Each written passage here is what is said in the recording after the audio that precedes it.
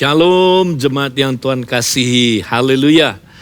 Pada minggu ini saudara, kita mau terus berfokus bagaimana hidup kita penuh dengan Roh Kudus.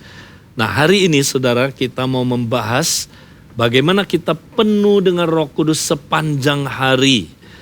Nah, apa saudaraku manfaatnya ketika kita penuh dengan Roh Kudus sepanjang hari, saudara? Nah, mari kita lihat saudara, yang pertama ya, kalau kita penuh dengan Roh Kudus sepanjang hari, maka saudara, yang pertama Roh Kudus memampukan kita untuk berkoram deo sepanjang hari itu. Nah, waktu kita saudaraku penuh dengan Roh Kudus, maka Roh Kudus membawa kita saudara menyadari bahwa kita ada di dalam Kristus, Kristus ada di dalam kita. Ya. Nah, itu fungsi Roh Kudus. Pada waktu Roh Kudus berdiam di dalam diri kita, saudara, ya, dikatakan dalam Yohanes 14 ayat 20, pada waktu itulah, pada waktu Roh Kudus berdiam di dalam kamu, kamu akan tahu. Nah, tahu di sini ya, artinya saudaraku sadar ya akan kehadiran Roh Kudus, saudara. Sadar kehadiran Tuhan dalam diri kita. Nah, lebih detailnya apa? Bahwa aku di dalam Bapakku dan kamu di dalam aku dan aku di dalam kamu. Jadi Roh Kudus saudara membawa kita sadar kita ada di dalam Kristus, Kristus di dalam kita. Jadi saudara, kalau ini nggak ada pekerjaan Roh Kudus, kita nggak mampu saudara menyadari kehadiran Yesus, kehadiran Allah dalam hidup kita saudara. Itu sebabnya kalau kita penuh Roh Kudus, sepanjang hari itu kita akan sadar kita hidup di hadiratnya saudara. Coram Deo. Ya, nah itu yang pertama. Kedua, saudara, kalau Roh Kudus ya menguasai kita sepenuhnya setiap hari, maka ya Roh Kudus itu akan mengajar kita.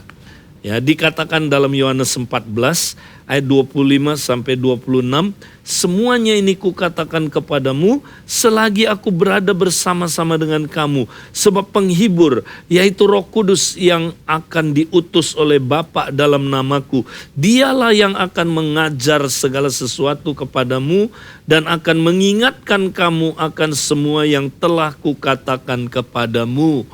Jadi Roh Kudus ngajar kita saudara.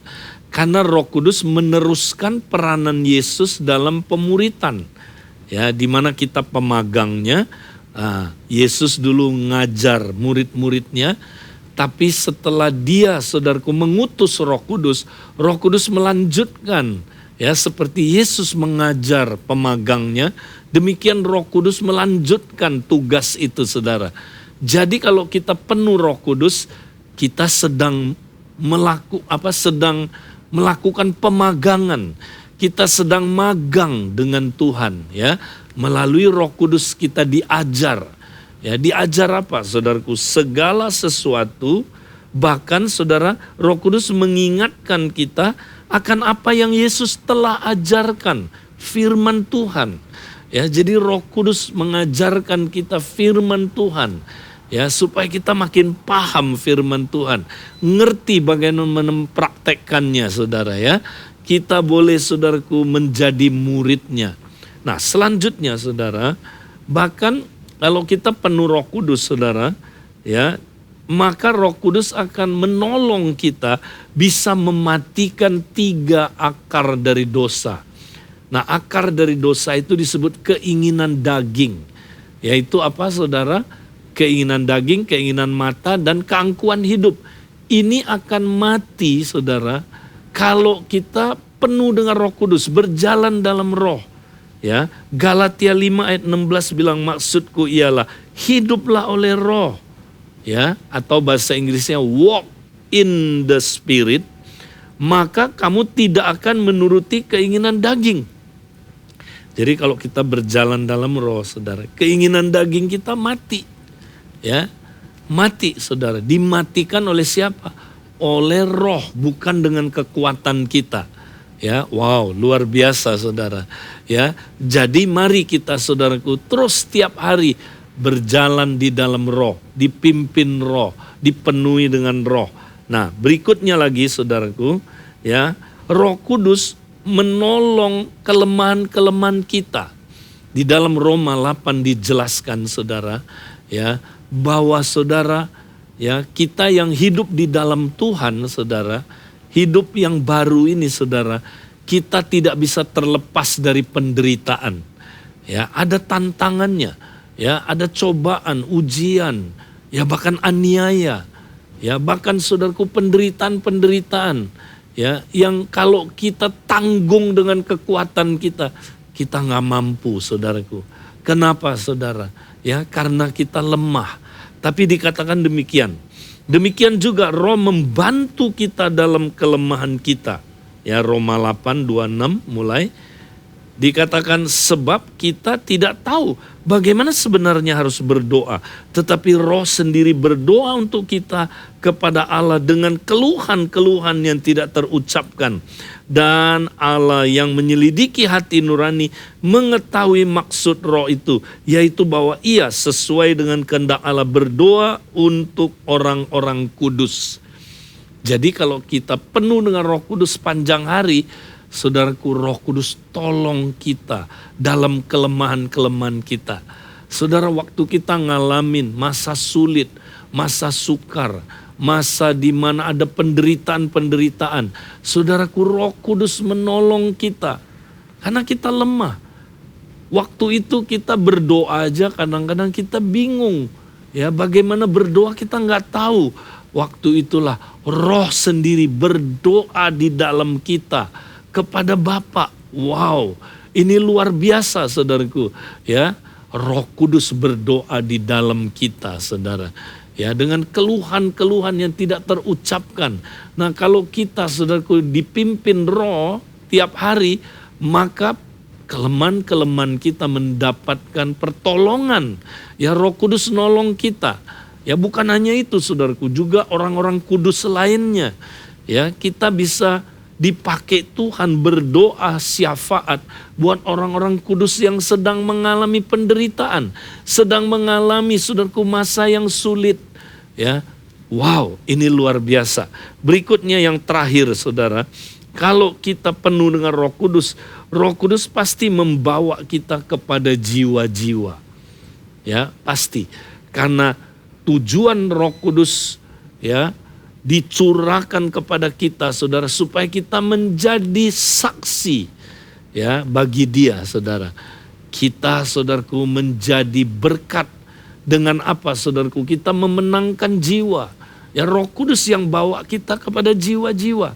Nanti kalau saudara baca di Kisah Rasul banyak sekali saudara kisah Roh Kudus, ya, berkata kepada Filipus misalnya saudara, pergilah ke situ dan dekatilah kereta itu. Ya, Kisah 8 ayat 29. Roh Kudus berkata kepada Filipus, pergi. Ini jiwa perlu dilayani. Ya, sida-sida dari Ethiopia itu.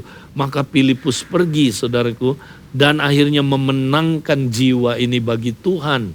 Ya, dikatakan dalam Kisah 13. Nah, ini Barnabas dan Saulus. Barnabas itu selalu penuh dengan Roh Kudus. Tentu Saulus juga saudara. Oleh karena disuruh Roh Kudus, Barnabas dan Saulus berangkat ke Seleukia. Ya, karena disuruh oleh Roh Kudus, mereka pergi ke kota tertentu memenangkan jiwa di sana. Saudara, ketika kita penuh Roh Kudus, kita jadi alat Tuhan. Kita dibawa oleh Tuhan ketemu sama jiwa-jiwa. Sehingga kita bisa menyampaikan Injil kepada dia dengan demonstrasi kuasa Allah. Dan mereka akan percaya. Dengan demikian kerajaan Allah diperluas. Haleluya. Nah, mari saudaraku, kita penuh dengan Roh Kudus senantiasa. Nah, bagaimana caranya? Yang terakhir, ya, saya mau bacakan saudaraku satu ayat, ya, Efesus 5 ayat 18. Dan janganlah kamu mabuk oleh anggur, karena anggur menimbulkan hawa nafsu, tetapi hendaklah kamu penuh dengan Roh. Ya, dan berkata-katalah seorang kepada yang lain dalam mazmur, kidung puji-pujian dan nyanyian rohani. Cara penuh Roh Kudus sederhana, saudara. Ya, bentuk penuh dengan Roh Kudus, kata-kata ini, saudara, adalah bentuknya perintah. Ya, penuhlah dengan Roh Kudus. Itu perintah. Dan kata penuh di sini bukan hanya sekali-sekali, tapi terus-menerus kita disuruh penuh dengan Roh Kudus, saudara. Jadi sepanjang hari 24 jam kita disuruh penuh dengan Roh Kudus, saudara. Nah, gimana caranya? Karena ini bentuknya perintah, ya, makanya kita nggak usah minta lagi, saudara. Kita tinggal taat, ya, taat aja, penuh Roh Kudus.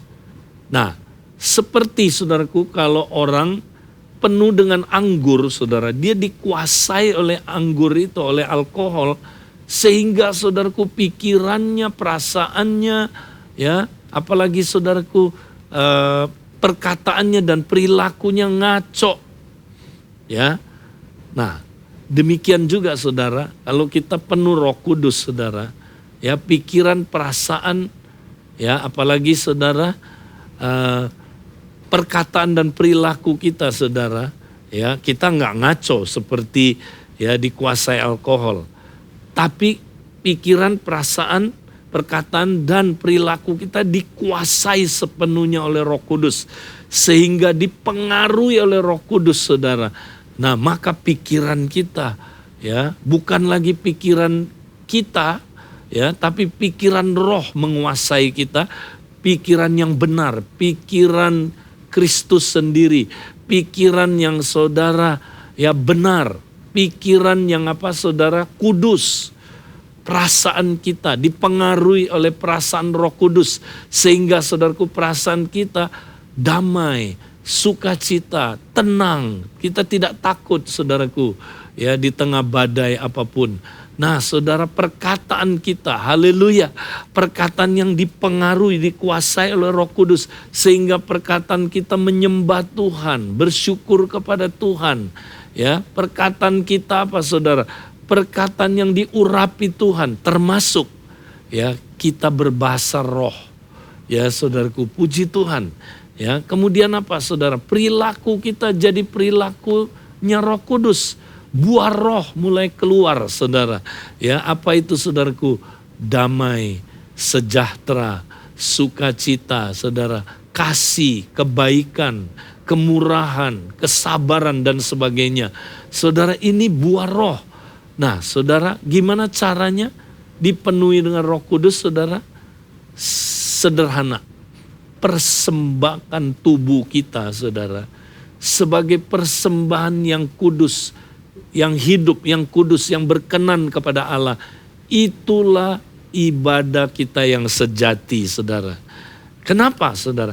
Karena tubuh kita bukan milik kita lagi.